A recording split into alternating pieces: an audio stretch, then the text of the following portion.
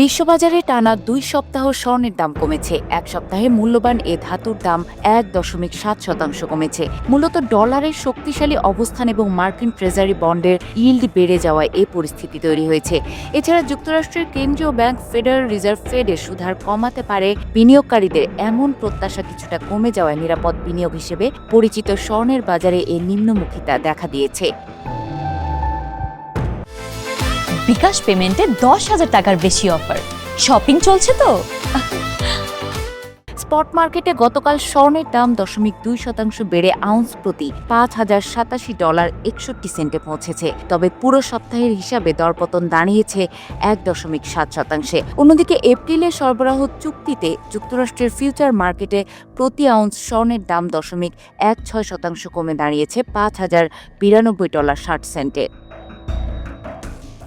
বাজার বিশ্লেষকদের মতে বর্তমানে বিশ্ব অর্থনীতিতে এক ধরনের অস্থিরতা বিরাজ করছে।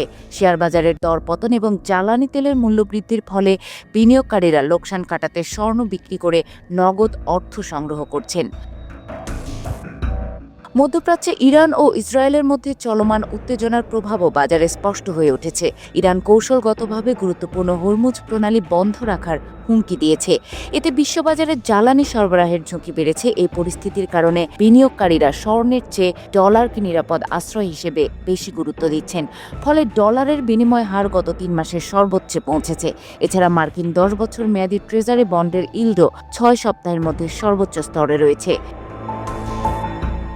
স্বর্ণের পাশাপাশি অন্য মূল্যবান ধাতুর দামও কমেছে। স্পট মার্কেটে রূপার দাম গতকাল 1.3% কমে প্রতি আউন্স $82.66 দাঁড়িয়েছে। এছাড়া প্লাটিনামের দাম 2.3% কমে $2,081.25 এবং প্যালাডিয়ামের দাম 0.7% কমে $1,605.90 পৌঁছেছে।